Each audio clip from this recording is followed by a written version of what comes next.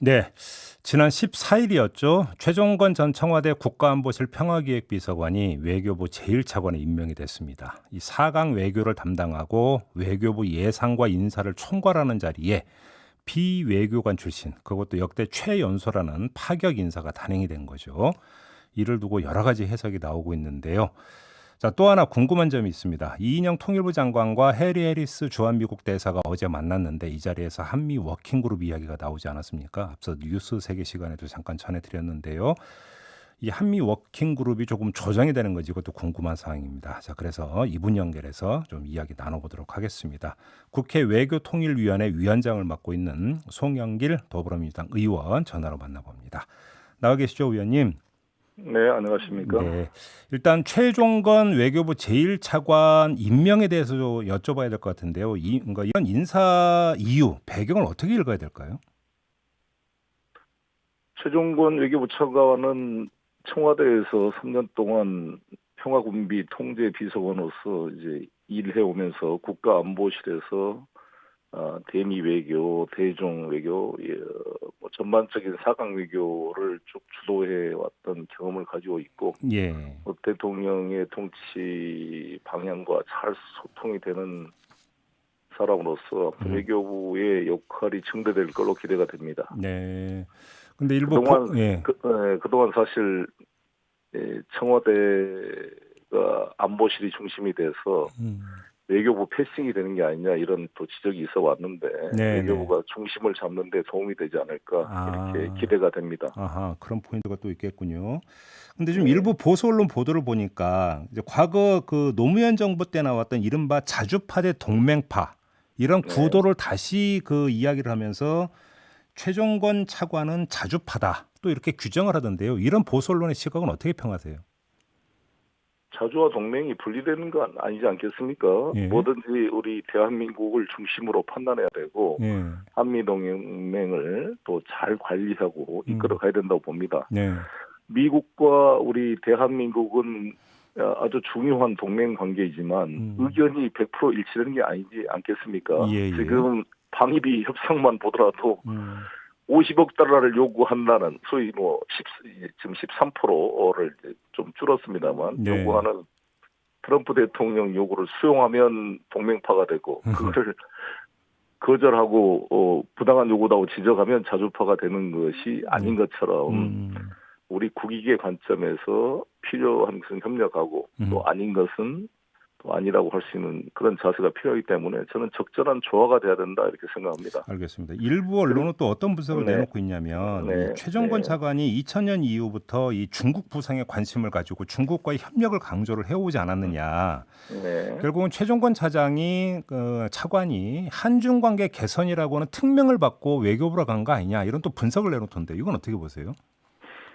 글쎄 여러 가지 분석은 할 수 있겠지만 우리 대한민국 입장에서는 한미 동맹이 중요하지만 그렇다고 중국과의 관계를 소홀히 할 수 없는 위치에 있는 거 아니겠습니까? 네네. 이것은 하다못해 박근혜 정부는 중국을 제일 먼저 방문했잖아요. 네. 중국의 그 2차 대전 항일전 승전 기념식 열병식까지 참석을 했던 거 아닙니까? 그랬었죠. 네, 그러니까 이건 보수 진보의 문제가 아니라 네. 어느 정권이라도 이 대한민국을 책임을 지게 되면 미국, 중국을 다 같이 관리해야 될 운명적 위치에 있는 겁니다. 네. 그리고 이제 이 최종건 차관은 오하이오 주립대학을 나온 사람이에요. 미국서 박사를 하는 사람입니다.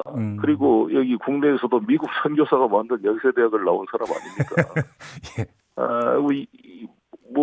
여튼 미국 관계를 잘 알아야 중국 관계도 풀어가는 것처럼 저는 이렇게 젊고 참신한 이 40대의 이런 인사가 새로운 활력을 불어넣지 않을까 이렇게 기대가 됩니다. 아, 그렇게 보시는 거고요. 뭐 중국 이야기 나왔으니까 요것까지 좀 마저 여쭤봐야 될 것 같은데 양제츠 중국 정치국원 외교를 그러니까 총괄하는 사람으로 지금 알려졌는데 이 양제츠 정치국원이 이번 주에 방한할 예정이다. 시진핑 주석의 그 연내 방안을 조율하는 거 아니냐 이런 좀 관측이 나오던데요. 의원님은 어떻게 그 파악하고 있습니까? 네, 양제츠는 아주 중요한 역할을 하는 사람이죠. 왕이 외교부장보다 더 높은 급으로 이제 평가되고, 그렇죠. 사실 힐러리 자서전을 보면 자기가 만난 중인 중에 가장 영어를 유창하게 잘하는 사람이다라고 네. 평가도 했던 분인데, 네. 이번에 우리 상대방이 이제 서훈 안보실장일 겁니다. 근데 우리가 이전에 정의용 실장께서 북경을 몇 번 방문했었어요. 아, 예. 그에 대한 답방의 성격도 있고, 예. 그리고 이제 우리 문재인 대통령과 시진핑 주석의 정상회담, 시진핑 주석의 방안을 준비하는 그런 의미가 있다고 생각합니다. 아. 근데 구체적 날짜는 저도 확인하기 어렵고요. 예. 이거는 뭐 양국이 합의한 사항이라 지켜주는 게 맞다고 봅니다. 아, 그러면 시진핑 주석의 연내 방안은 거의 기정사실로 봐도 된다 이런 말씀이신 거죠? 그렇습니다. 그렇게 되지 않을까 싶고요. 예. 뭐 날짜를 조율하고 있는 게 아닌가 생각합니다. 뭐 코로나라는 변수는 변수가 안 되는 겁니까? 그렇죠. 오히려 이 코로나 상황에서 예. 그래도 상대적으로 코로나를 잘 통제하고 있는 우리 한국과 중국이 만나는 것이 네. 또 전 세계에 이런 코로나 방역 협력의 어떤 모습을 보여주는 예. 의미도 있다고 생각합니다. 근데 우리나라가 지금 갑자기 이 정광훈 목사 사랑교회 그 확산을 계기로 제2의 신천지처럼 이게 네, 될 네. 것 같아서 이게 변수가 될 가능성이 크죠. 이걸 잘 통제하지 못하면 이게 또 연기될 가능성이 있다고 봅니다. 오히려 코로나19가 시진핑 주석의 연내 방안을 오히려 그 변경시킬 수 있는 변수가 될 수도 있다 이런 말씀이시네요. 그러면 우리나라가 그래서 사실 코로나를 잘 통제하는 게 경제, 정치, 외교 모든 분야에 중요한 영향을 미치기 때문에 네. 당장 지금 경제가 어렵다고 이거를 방만하게 돼버리면 오히려 이제 미국을 보더라도 코로나가 통제 안 돼버리면 무슨 재정 지원을 하더라도 효과가 없어지잖아요. 그렇죠. 그래서 초기에 좀 힘들더라도 통제를 꼭 해줘야 이후에 일상활동이 더 강화되고 경제가 살아날 수 있다 이렇게 생각합니다. 알겠습니다. 앞서 저희가 뉴스 세계 시간에도 전해드렸는데요. 이인영 통일부 장관하고 해리 해리스 주한 미국 대사가 만났고 이 자리에서 한미 워킹그룹 역할의 조정 문제가 논의가 됐는데 근데 해리스 대사의 그 답변을 들어보니까 별로 조정할 생각이 없어 보이던데요. 그 필요성은 어떻게 보세요, 의원님은? 저도 해리스 대사를 만났습니다. 예. 해리스 대사께서 국회에 와서 저 외교통일위원장, 국방위원장을 예방을 했고 또 이 통일부 장관도 예방을 한 자리인데 네. 워킹그룹 조정 문제는 해리스 대사하고 결정할 문제는 아니지 않겠습니까?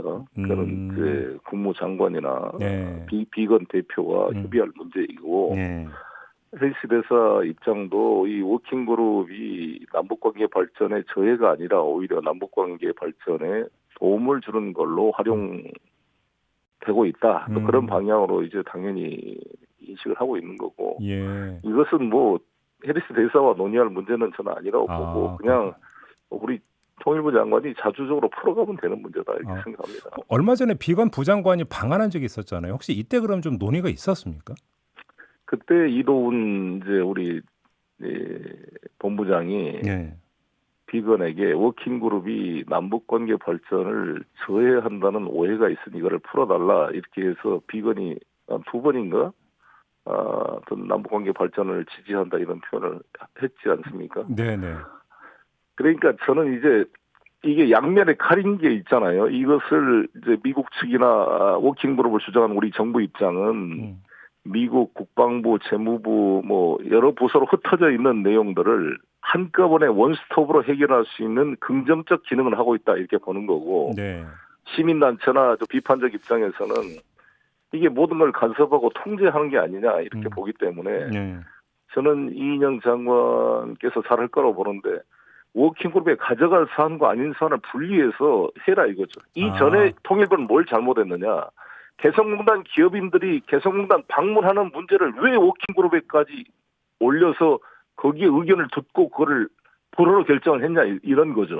제 주장은. 왜냐하면 그럼 통일부 장관이 그냥 그거 사인하다도 못할 장관이면 그게 자주적인 나라의 주권 국가의 장관이라고 할 수가 있겠습니까? 그거는 그냥 사인해주고 양해를 구하는 통보를 해주면 될 문제지. 이것까지 다 하면 우리의 권한 모든 거를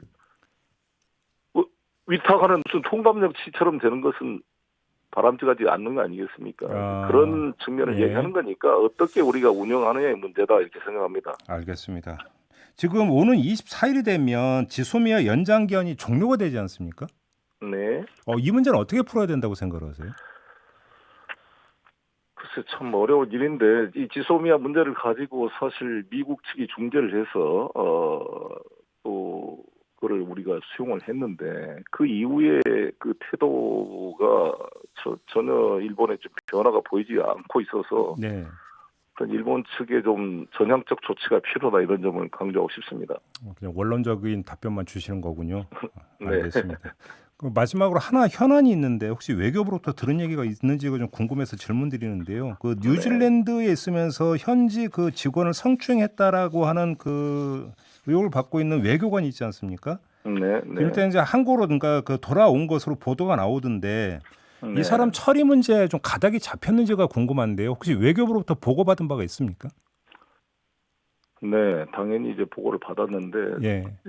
참 이게 이제 문화의 차이도 있다고 보는데요. 네. 뉴질랜드는 이 동성애에 대해서 상당히 개방적인 곳입니다. 아시다시피 우리나라에 있는 주 뉴질랜드 대사도 지금 남성 예.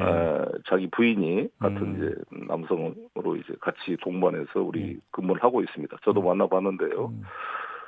여기 이제 그 이 대상이 제 아내도 무슨 여성 직원으로 오해를 하고 있던데 그게 아니라 40대 초반에 180cm 제 등치가 저만한 남성 직원입니다. 네네. 이 지금 피해자분이.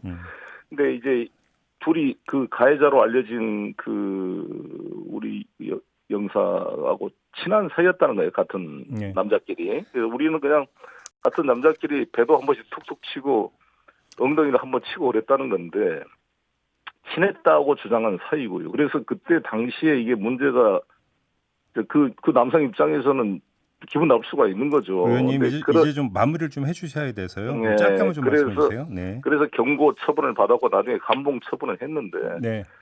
아무튼 그 이후 상황을 다시 한번 체크를 해보도록 그럼 뭐 하겠습니다. 인도 그러니까 뉴질랜드로 보내나 이런 것은 아직은 검토 안 하고 있다는 말씀이신 거죠? 정리하면. 그렇죠. 예. 나는 그건 좀 오버라고 보여지고 사실상 이 노동당 알겠습니다.